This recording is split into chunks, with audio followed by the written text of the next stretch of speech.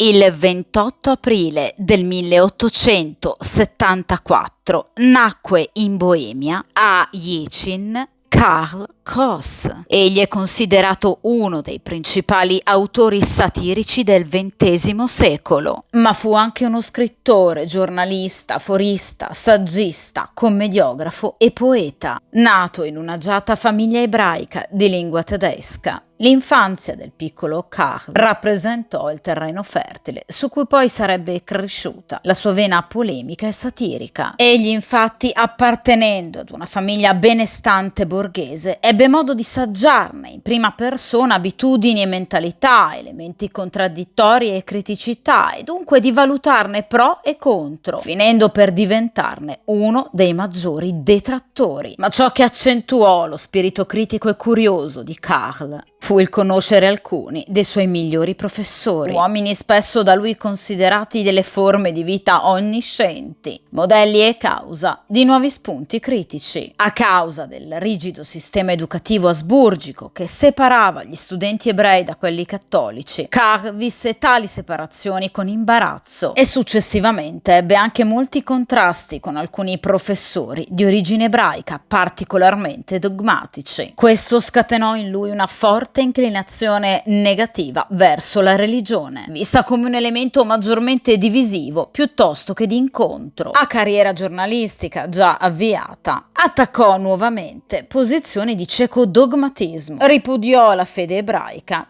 e fu dunque accusato di odiare persino il suo stesso popolo. Nel 1911 ricevette il battesimo e divenne di fede cattolica, ma nel 1923 abbandonò anche lo stesso cattolicesimo a causa di posizioni a suo dire eccessivamente ortodosse. Successivamente fondò la rivista satirica Die Fake, la Fiaccola, che diresse fino alla sua morte. Da qui lanciò i suoi attacchi all'ipocrisia morale ed intellettuale, all'irrazionalità, alla meschinità del potere, alla sciatteria e malcostume, all'idiozia e alla crudeltà, alla corruzione dell'impero austro-ungarico e alle politiche economiche. Tra il 1892 e il 1936 egli tenne anche numerose conferenze pubbliche, addirittura oltre 700, in cui si oppose con fermezza e coraggio sia alla Prima Guerra Mondiale che all'ascesa del nazismo, di cui previde correttamente la sconfitta, fino alla sua morte avvenuta nel giugno del 1936 a soli 62 anni, dopo essere stato investito da una bicicletta.